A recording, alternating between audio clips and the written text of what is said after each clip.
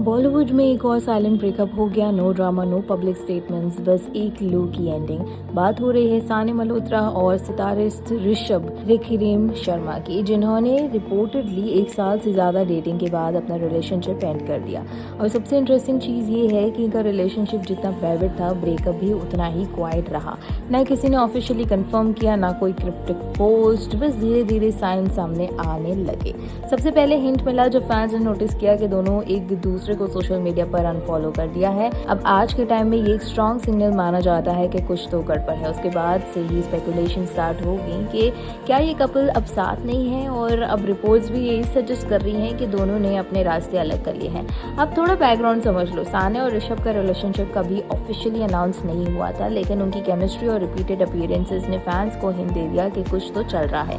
दोनों का स्टाइल भी काफी सिमिलर था। No PDA, no headlines, no unnecessary attention, मतलब एकदम प्राइवेट लव स्टोरी जो क्वाइटली ग्रो कर रही हो।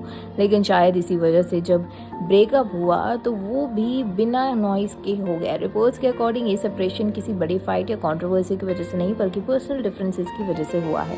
मतलब कोई ब्लेम गेम नहीं, कोई पब्लिक ड्रामा नहीं, बस म्यूचुअल डिसीजन जैसा लग रहा था। सोशल मीडिया पर फैंस का रिएक्शन काफी मिक्स्ड है, क्योंकि कुछ लोग जेन्युइनली सरप्राइज्ड हैं क्योंकि उन्होंने रिसेंटली तक दोनों को इनडायरेक्टली कनेक्ट किया और देखा था। लेकिन दूसरी साइड पर काफी लोग कह रहे हैं कि जब रिलेशनशिप इतना प्राइवेट था तो ब्रेकअप भी प्राइवेट ही होगा।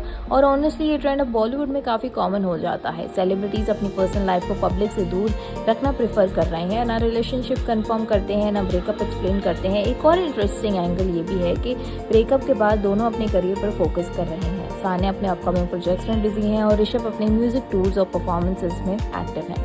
मतलब पर्सनल लाइफ का इम्पैक्ट उनके प्रोफेशनल लाइफ पर भी क्लियरली दिख नहीं रहा है।